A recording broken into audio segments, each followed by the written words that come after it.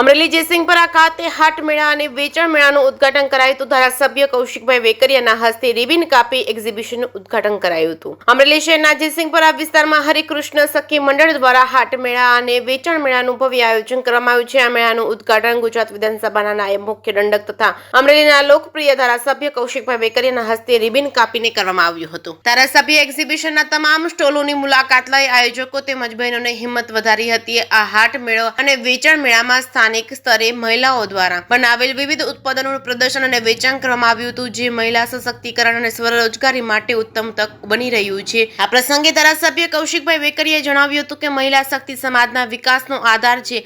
આવા મેળાઓ મહિલાઓની પ્રતિભા અને કૌશલ્યને પ્રોત્સાહન આપે છે, આત્મનિર્ભર બનવાની દિશામાં મહત્વપૂર્ણ છે।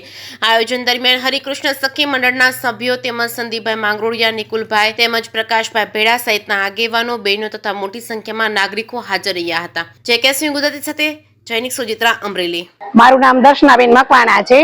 હું લાઠી રોડ થી જયપુરી કુર્તીનું સેલિંગ કરું છું। આ કૈલાસબેન માંડડકા છે।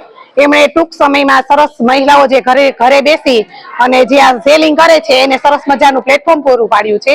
અને માનનીય આપણા ધારાસભ્ય શ્રી કૌશિકભાઈ વેકરિયાએ સરસ મજાનું ઉદ્ઘાટન કર્યું અને બહેનોને પોતાના ટેબલે જઈ અને બિરદાવ્યા।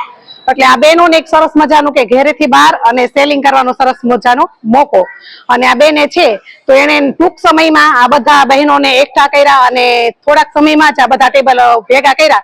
તો એ બેનનો ખૂબ ખૂબ આભાર વ્યક્ત કરીએ છીએ કે મેં બહેનોને બધા સરસ મજાનું પ્લેટફોર્મ પૂરું પાડ્યું।